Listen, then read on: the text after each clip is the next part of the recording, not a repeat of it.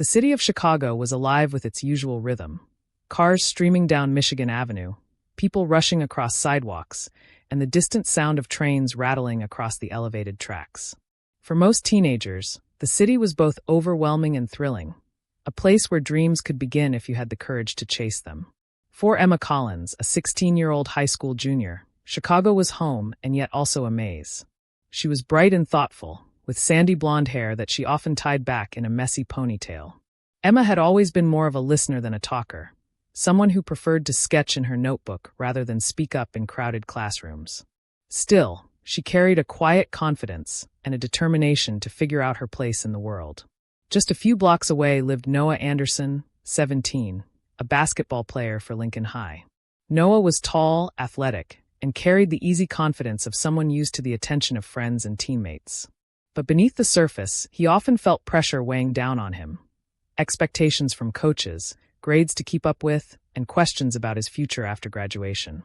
Emma and Noah went to the same school, but had barely spoken before their story began. They lived in different worlds, Emma with her books and art, Noah with his basketball and circle of friends. And yet, as life often does, fate found a way to bring them together. It started one afternoon in the school library. Emma was sitting at a corner table, sketching the outline of the city skyline for her art class, when a voice broke her concentration. "Hey, is this seat taken?"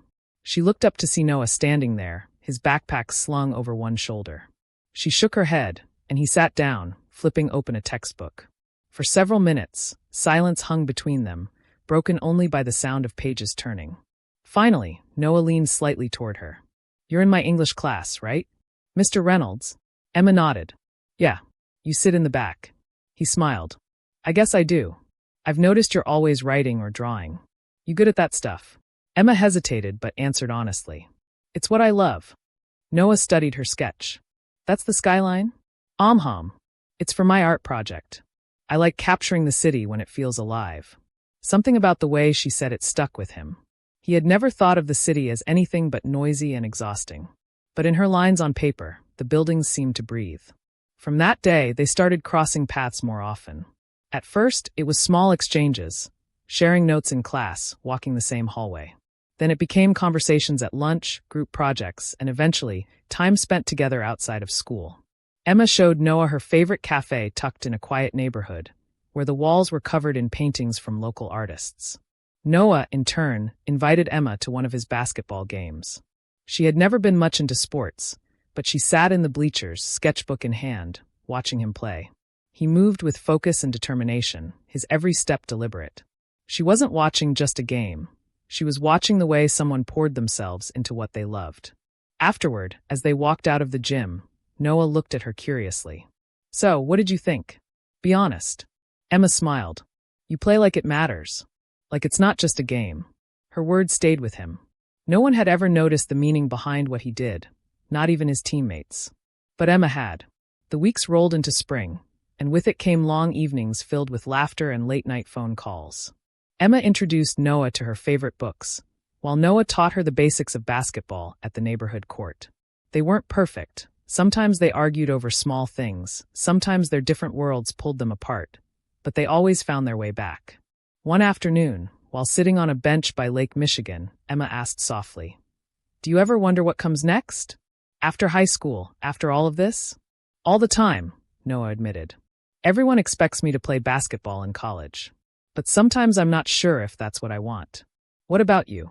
Emma looked at the horizon where the water met the sky. "I just want to tell stories. Through art, through writing, something that helps people see the world differently."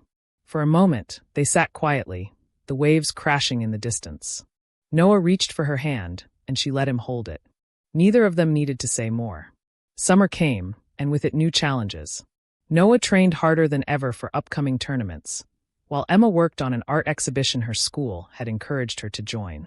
Their schedules were packed, their free time rare, but they still carved out moments. Late walks, ice cream at midnight, and stolen hours in the library where it all began. One evening, after a tough game, Noah found Emma waiting outside the gym.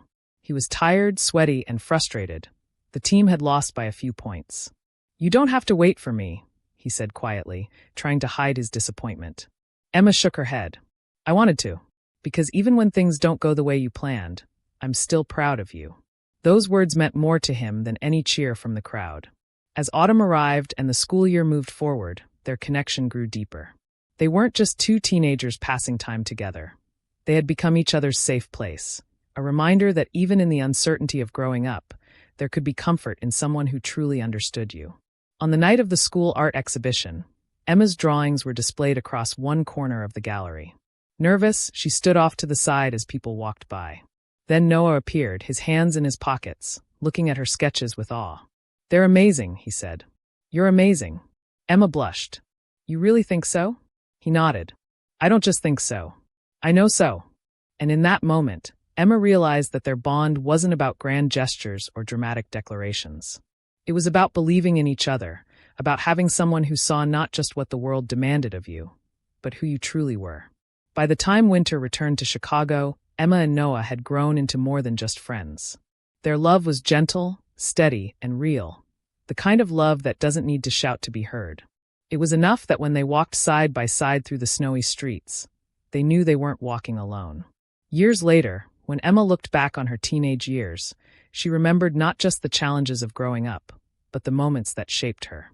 And Noah, remembering his high school days, thought not of the wins or losses on the court, but of the girl who sat in the library with her sketchbook and saw the world in a way no one else did.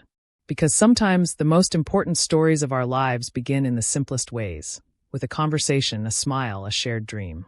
And sometimes teenage love, though fragile, can plant the seeds of strength, hope, and forever. For Emma and Noah, their teenage years had been more than just a phase. They had been the beginning of something that would stay with them always.